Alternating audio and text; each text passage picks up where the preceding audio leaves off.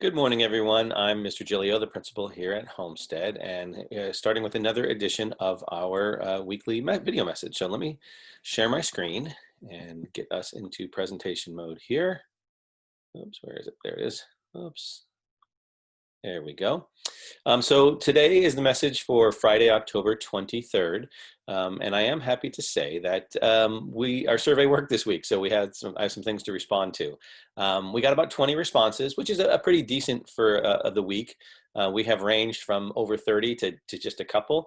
So that's why I switched the survey up to try and get some more responses. So I'm glad to see that it worked. Again, this is also not a representative survey, right? So there's going to be a variety of opinions and differences in here. And again, it's not meant to be like this is exactly how everyone feels. It's just meant to be a two-way communication. So you give us information that we hear how we're doing, we can make improvements, we can make sure we're continuing doing some of the good work that we're doing, all doing, and you also get some information back, some explanations as to what's going on. So as you can see, one of our big things here, we had a wide variety of numbers. The first question was, how would you rate us? 1 to 10, 1 being the lowest, 10 being the highest. Obviously, we had a 1, we also had a 10. But when I averaged all those together, I had a 7.05. So again, what that tells me is that of those responses that came in, a majority of them were positive, or mostly a lot of really good things, and there were some things that are still bugging people. And so again, that's why we're doing this survey, to try and in these videos to try and smooth some of those things out and try and improve things. So, one of the things that we do, again, I will often get competing or exact opposite responses from people, which doesn't mean that one is better than the other, one is more true than the other. That's just what it is for that particular group. But again, I appreciate getting this information, because then we can try and see if there's ways for us to solve that and fix it. So on the positive side, you'll see there was a lot of really good information and praise for our teachers and our staff for doing the work that they're doing, working as hard as they are. Someone said, hey, I would have even given you 10, but, a couple of tech issues and material issues. People are, also commented about how they think this semester is going better than the last semester. They really do appreciate that this feels much more structured, much more engaging, much more robust. And someone even specific said, my child is learning and they're being challenged just like they would in regular school. So they were happy about that. When you go over to the negative side, you'll see the list there that, there are some things where, probably one of the biggest concerns that I heard back is several people were like, we want school to be open. And I'll actually answer that a little bit later, because one of the questions was like, how are we going to open school and want to get school open? But it isn't as easy as just flipping on a switch and saying, okay, everyone come on in, we're open for business. But again, that's a big thing. And again, I think we're all on the same page that we're all done with being at home and doing things in a different way. And we'd like to get back to normal. So that I'll be addressing that in a little bit. But again, you'll see there are some specific things that people said they don't like. This one person didn't like the way classes were being organized, which is again opposite of what was over there. Schoology always comes up as we're learning this system, like there's some bugs and issues we're trying to work out. Zoom breakout groups, that kind of thing. Some concerns about the load of homework. Again, homework is one of those topics that we say people really tell us there's too much homework or not enough homework. So we are trying to balance that. Hopefully we're getting there. One person did mention the focus on social justice. Again, that was one comment out of the 20. And again, we know that there are some things in here that are difficult to go over, and maybe some people don't share the same opinions and views as everyone else. And so again, what we're trying to do is we're not trying to tell people how to think. We're trying to tell them what to think. We're trying to tell them how to think, and trying to really look at how to treat each other. And I'll go into a little more detail in a bit on that. But yeah, we definitely are focusing on social justice, and that's something that's going on across the district, if not just here at Homestead. There was still concerns that a teacher is taking a long time to respond back. Again, please remember that our response rate is 24 to 48 hours. And if you're not getting responses before that, let us know. And to be honest, since I started doing these videos, I have gotten a couple, people saying, oh, this teacher didn't respond back to me. But then as soon as we, get going, there's a response back pretty quickly. So please let us know. One of the things I wanted to bring up is they mentioned that no one's answering the school phone. And that is actually true right now. That we do have a limited number of people on campus. And so we may not be able to get to the phone immediately. Those messages, though, go to specific people. And we have a voicemail system that actually goes directly to our emails. So even if we're working off campus, we will see if you have left a message. If you call and don't leave a message, we will not see that you have. If we're working remotely, we won't see that you've called us. But if you leave a message, we will get back to you just like an email. So please make sure you leave a message. Again, there's some questions about and confusion. People say they feel confused about attendance. There's still some concerns that people are getting marked tardy. Again, a tardy is not going to kill a person. It's not going to be the end of the world. It's just meant that you're not there when the bell rings. And if it happens once or twice, that's not a big deal. If it happens multiple times, then that gets to be a problem, and that'll be something someone talks to you about. So if your kid's late one time because they don't hear the bell, right? Because we don't have bells, it's okay. Don't worry about it. Just keep going. It's better that you're there and get 88 minutes of class than you get 90 minutes, right? So that's okay. And one of the final things is people are concerned that there's not a lot of engagement, not a lot of socializing going on. And that's absolutely true. And that's one of the things that's driving the staff and students crazy, is that school is a very social activity. It isn't just about learning, it's about interacting with people. And that's what's missing in this environment. So we all would love to see that come back. So hopefully we get to be doing more of that soon. One of the questions we had in there was, what did you find most valuable at Homestead? And so there was some mention of how flexible and supportive teachers are being. That they're saying, and actually, again, here's one of those contrasts again, a couple mentions of how the communication flow is going, and that they appreciate the emails and information they can get on IC and Schoology. Someone said that the classes seem to be almost the same as in person, which is, again, they meant that as a compliment, saying that how difficult it is to do distance learning, but that they appreciated that teachers and students were really doing their best to move forward. We got to mention about the Wednesday schedule, which is our day of advisory and asynchronous day and office hours, which seems to be helpful to everybody to try and catch up on work and to get contact with teachers. So that's been a really positive day. Again, to mention that teachers are really teaching. They're not just assigning work sort of like we did in the spring. That was a whole different ball game then. Here we really are trying to do school much more like what it is. So that was mentioned as well. And there was a mention about in the way, one of the positives of distance learning is that kids are really having to learn how to be collaborative, and they're being taught collaboration skills, which is definitely an important business skill. So that's a silver lining in this. What were some of the things that were lacking was our next question. And there was a question about timely feedback. And this one is a tough one because everything is being done through the computer and everything being submitted that way. So it is hard to get everything graded and turned around with timely feedback. And some things take longer than others. And there's going to actually be a question down the line here about automatic grading. So I'll talk a little bit more about that there. They mentioned that office hours are hit and miss, meaning that sometimes they can't see the teacher, they can't get in to get an appointment, which is both a good and bad thing. The good part about it is that last semester, people weren't using it very much. They weren't using office hours. Now they do seem to be using office hours, so that's a good thing, but it's made it busier. So we are looking for ways to open up other opportunities. So in the next couple of weeks, you might be hearing about some different ways that students can connect with teachers or adults on campus to get some support. Again, the comment about you should be open, we want to return to school plan now kind of thing. And again, I'll talk about that in a minute. This is one I don't, nobody I think would debate, is that we're lacking fun, the interaction, we want small groups of kids on campus.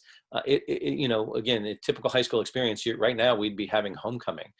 We would be having dances and rallies and dress up days and all those kind of fun things, and just having lunch with your friends. So yeah, absolutely, we're missing that, and we're not getting to interact as much in this medium.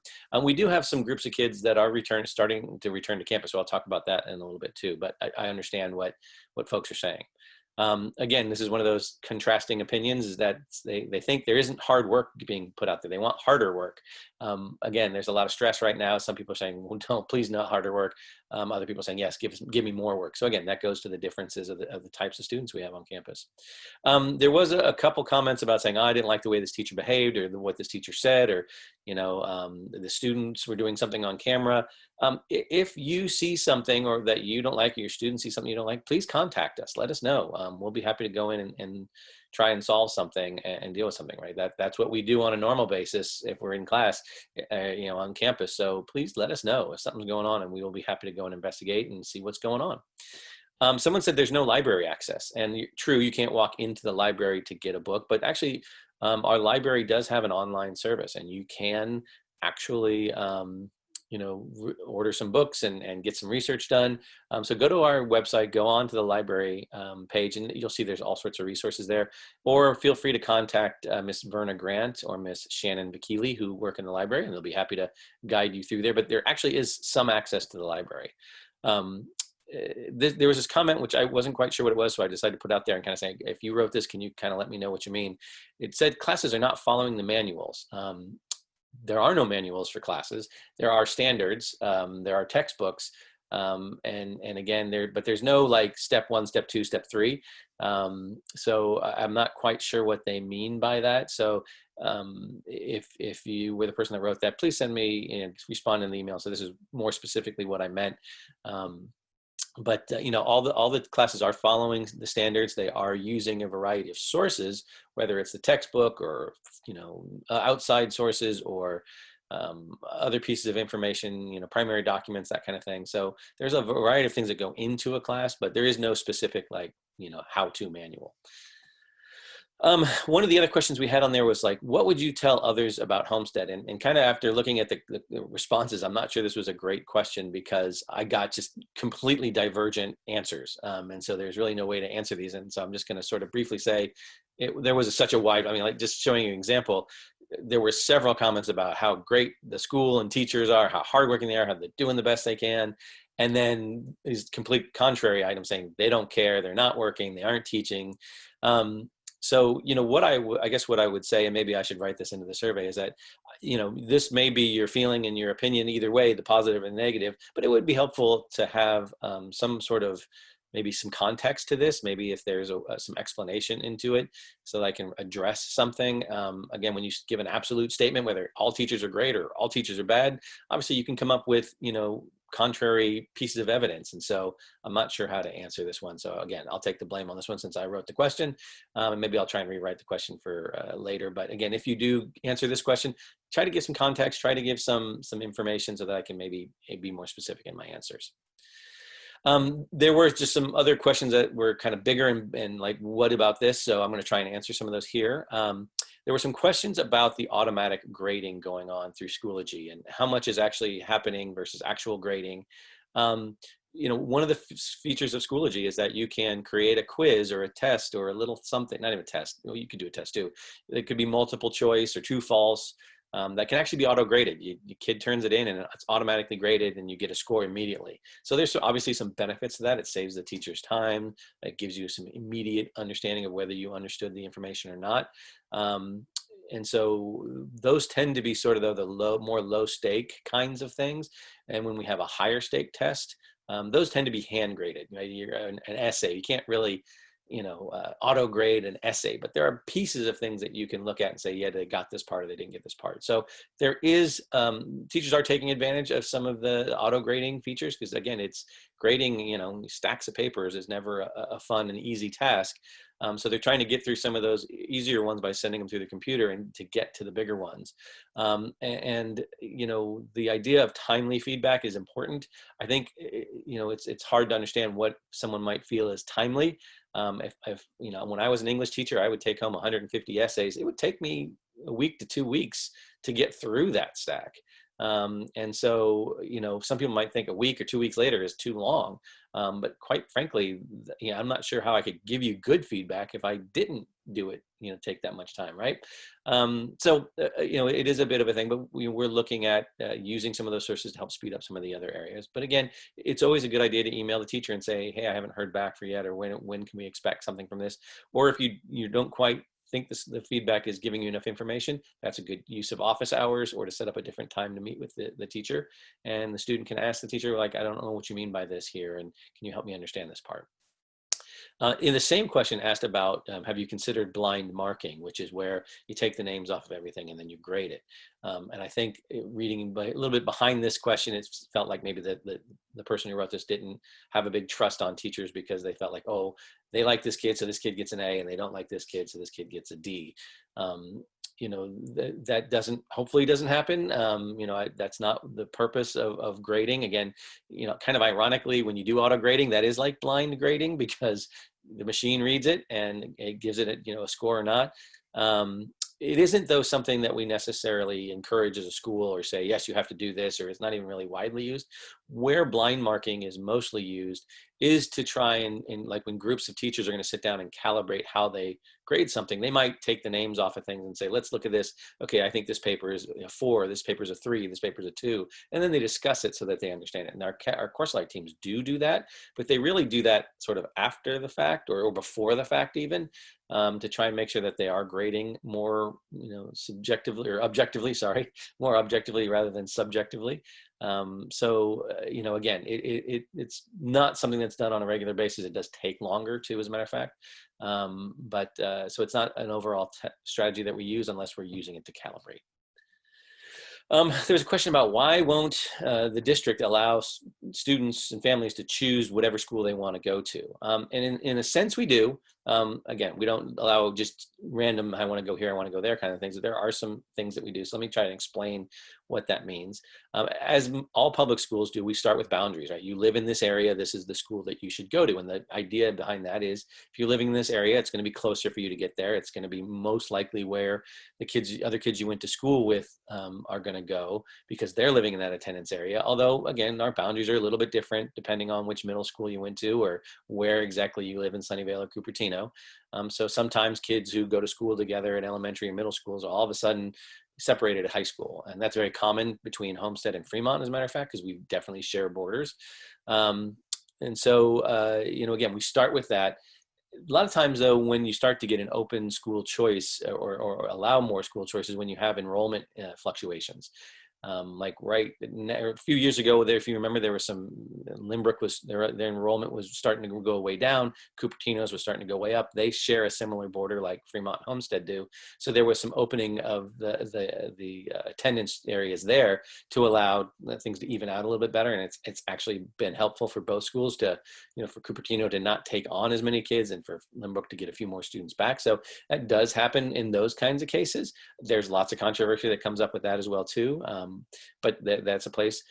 Ultimately, though, if there's a real valid academic reason that you need to transfer to a different school, there is a process that we have called the Placement Advisory Committee, or what we call PAC. Again, it can't be my friends go to this school, so I want to go there, or they have a better football team, so I want to go there. It needs to be a reason that is legitimate. Sometimes it's a behavior issue, like maybe there was, some drama between a couple of kids and the kid doesn't feel safe, and so we move someone, or someone asks to be moved. That might be a voluntary transfer. But all the times it has to be a valid academic reason. So, again, you need to really think about that and just, know that maybe, okay, some of your friends are going to Fremont and you're here, but hopefully at school you'll meet new friends and you'll get more friends. And again, looking for that valid academic reason is pretty much the big issue. There is a program called the Educational Options Program. This is not traditional high school. This isn't one of any of the big 5 that we have out there, but sometimes they want, there are different reasons why families might need an independent study or a smaller environment. There are some options within here, but again, there has to be some legitimate reasons. You don't just get to say, I want to go. So again, going back to your question, you're right. There isn't strict, I want to go wherever I want to go. But there is some options to be able to move to different places or settings, depending on your needs and depending on the reason. So if you have a question, talk to an administrator, talk to a counselor, and then we can talk about options out there. There was a question about, can you give us some data about this new student safety report that you keep talking about? What's going on with that? How many reports have there been? That kind of thing. And so again, I put the logo there just so you have an idea of when you see that logo, that's the thing you can click on, and students can send us information about situations and issues. And so when we started this, we started it in June over the summer. And traditionally you don't get a lot of stuff over the summer, although this summer kind of blended together, right? It's because everyone was home anyway. So we have had 34 reports from June till now. Basically, that's a pretty low number when you think about the typical discipline that goes on at a high school, but this is where we're getting a majority of our discipline concerns, unless they're happening directly in a class. And so again, so you're looking about 6 or 7 of those a month, and probably a little bit more when school started versus the summer. The issues that have been out there are a lot of social media issues, people putting things out there that may be of a racial nature or anti-gay slurs. There are also some hurtful exchanges that are going on out there. And again, that's pretty typical even when we're in school, that a lot of the drama that happens either maybe starts at school and gets continued on to social media, or it starts on social media and gets continued at school. So there were definitely reports of issues on social media. There were also reports of just conflicts within friend groups, and oftentimes that can happen when there's a falling out, or things are happening, and so there's concern for that students are no longer feeling safe in that group. There were also reports of threats and conflicts around general students, like I don't like this student, or that student doesn't like me. And so those are some of the general things that once we get those, we do investigate them. Part of the question of here was talking about, well, is this just part of cancel culture, and are you just trying to get kids to tell on each other? No, we're not trying to get kids to tell on each other, but we want them to be able to have a safe place to report these kinds of issues. And I think you could agree with me that if we were ignoring these kinds of issues, that would be kids feel unsafe, and then they wouldn't want to learn. And so, these are the kinds of reports too, when schools get in trouble saying, no, my kid reported this and nobody did anything about it. And so, right. So we're trying to give kids and parents a chance to report those things to allow us to go and research and deal with them. Some of these do turn out to be false, or we can't substantiate them. And just like anywhere else, we don't go off of one kid's word over another. We have to do some investigation. We have to do some looking into. And so some of these result in discipline. Some of them don't result in discipline. Some of them result in just conversations. But again, so far we've been happy with what's coming through. It's been allowing us to do some work and, do some restorative practices to actually, instead of just saying, hey, you're suspended or you're going to have detention, we're trying to bring kids back together and solve some of the issues. Especially if there's if there's something between a friend group, they may have a real easy path back. But again, if it's a totally different thing where one kid is threatening another kid, we're probably not going to try and do specific restorative, or not all the restorative practices, but there are some restorative practices that we can do to help kids feel safe and that kind of thing. So no, I know cancel culture is a concern out there. That is not our reason behind it. It is simply to make kids safe.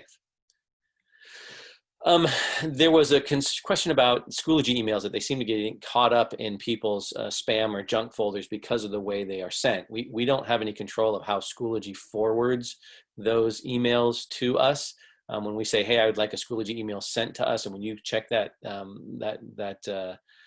preference in your Schoology accounts, they will send it to you in that way. And basically what they're saying is, basically the sent from part of the email address is usually pretty random, because it might say, you have a Schoology from Greg Giglio and at blah blah blah, right? And so it gets thrown into the spam. And so they said, can we get a different one? Well, I went and talked to Verna Grant, who is our library media teacher, and I'm calling her our Schoology wizard. And what she reported back was that, the first part of the emails are always going to be different. So yeah, that won't ever change, but they all end in inbound.schoology.com. And so you can actually take that phrase and put that into your domain for emails that will actually read that and accept it. There are different ways to do it depending on what source you're using, whether it's Yahoo or Outlook or Gmail. So it would take me forever to go through and explain all those. Plus, I don't have all of those. I have Gmail. I don't have some of the others, so I don't know. Or actually, I have Outlook too. But I wouldn't know necessarily how to do those. Try and go through into your preferences, see how it works. If you have questions or concerns and you can't get it done, please just contact either Verna or our tech team. They'll be happy to help you solve it. So again, here's the big one. When do we anticipate students coming back? And so I think I have covered this just about every week, but again, I think it's important enough that we probably should talk about it all the time anyway. Remember that we have made a decision as a district that we are not coming back to in-person learning this semester. So just understand that a full normal school, even a hybrid version of school, is not going to happen this semester. We are starting to bring back kids for one-on-one assessment. Usually it's regards to special education. And so those are kids who need to have their learning disabilities assessed yearly, or even to be qualified for special education services. So those are the legally mandated things that we have to do. And some of those kids are behind at this point. So because of being closed and not allowed to have kids on campus. So we're starting to catch up with some of those. We are looking to bring back small pods of kids. these are other kids who would need some supports or services. Maybe they have had troubles, logging in, or they do have some special ed services or language services. We're going to look to bring them back. They aren't on campus yet, but we're looking to find ways to do that.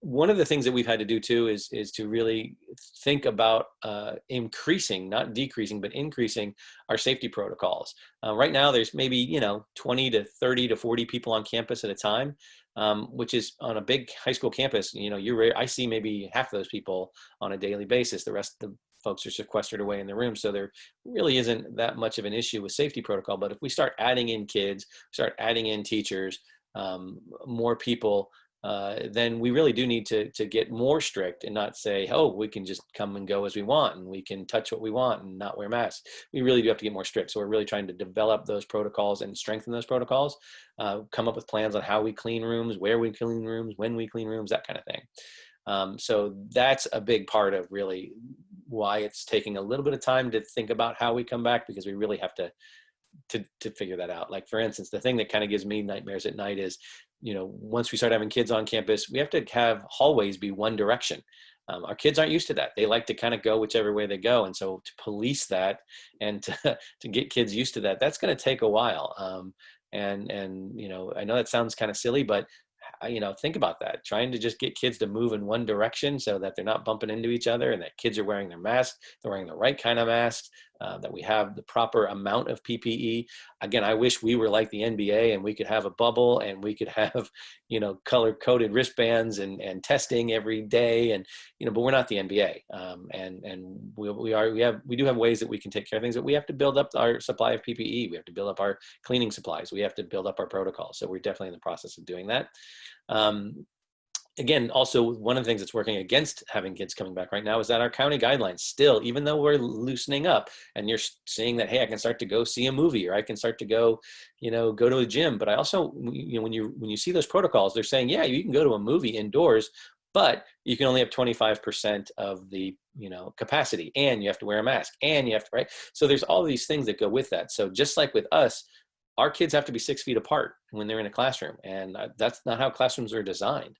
And so to get kids in a classroom, a standard 950 square foot classroom with, furniture in there and, 6 feet distance, you're talking about 12 to 15 kids that would comfortably fit in that thing. And again, there's supposed to be no movement between classes or no movement between groups.